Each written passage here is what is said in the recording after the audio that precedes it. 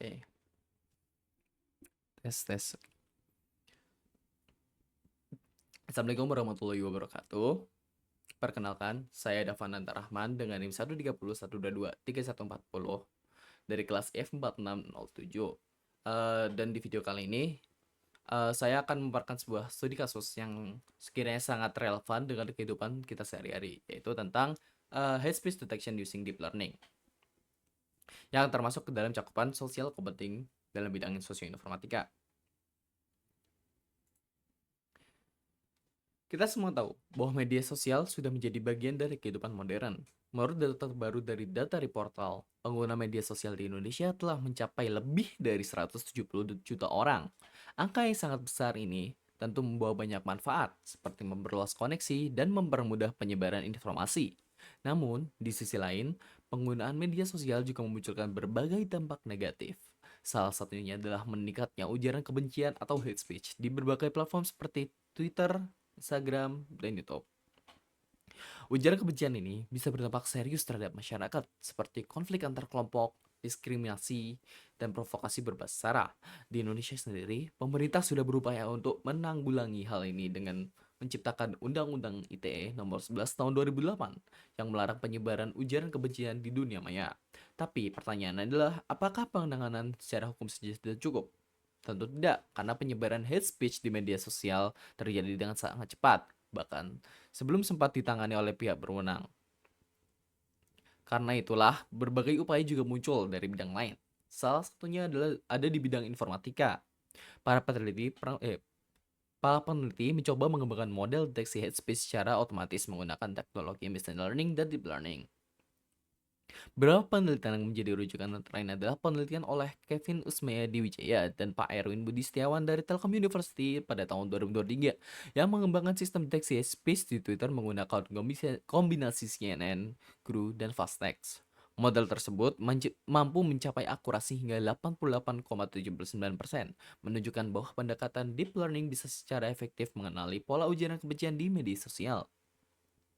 Selain itu, penelitian lain seperti oleh Deviani dan Wijaya dari Carnegie Mellon University pada tahun 2021 juga memperluas klasifikasi hate speech menjadi beberapa kategori, seperti target, tingkat keparahan, dan jenis ujaran, menggunakan model RCNN dan Indobird Tweet.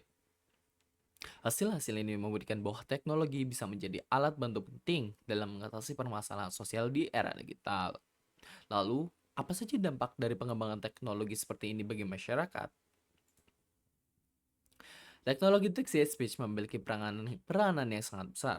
Pertama, hal tersebut dapat membantu pemerintah dan platform media sosial memantau konten berbahaya secara otomatis dan lebih cepat.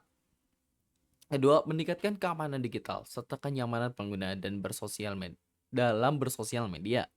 Ketiga, menekan penyebaran hoaks, provokasi, dan ujaran diskriminatif yang bisa memecah belah masyarakat. Dan yang tidak kalah penting, sistem ini juga dapat mengedukasi masyarakat tentang etika berkomunikasi di dunia maya, agar kita semua lebih sadar akan dampak dari setiap kata yang tulis secara online. Dengan begitu, teknologi kita tidak hanya berfungsi secara teknis, tapi juga berperan sebagai alat edukasi sosial. Namun, dalam bidang sosioinformatika, kita juga belajar bahwa hubungan antara manusia dan teknologi bersifat timbal balik. Artinya, setiap inovasi teknologi harus tetap memperhatikan nilai-nilai sosial dan etika. Sistem deteksi hate speech misalnya, tidak boleh hanya fokus pada akurasi algoritma saja. Ada aspek etika yang sangat penting untuk dijaga. Pertama, privasi pengguna harus dilindungi. Jangan sampai data yang diambil disalahgunakan. Kedua, model harus bebas dari bias agar tidak memihak atau mendiskriminasi kelompok tertentu. Ketiga, perlu adanya transparansi dan tanggung jawab karena kesalahan klasifikasi bisa berdampak besar secara sosial bahkan hukum. Jadi disinilah nilai sosioinformatika terlihat. Bagaimana teknologi dan masyarakat harus menyesuaikan demi menciptakan kemajuan yang etis. Sebagai penutup, dapat disimpulkan bahwa deteksi hate speech di media sosial merupakan salah satu contoh nyata bagaimana teknologi dapat digunakan untuk memecahkan masalah sosial.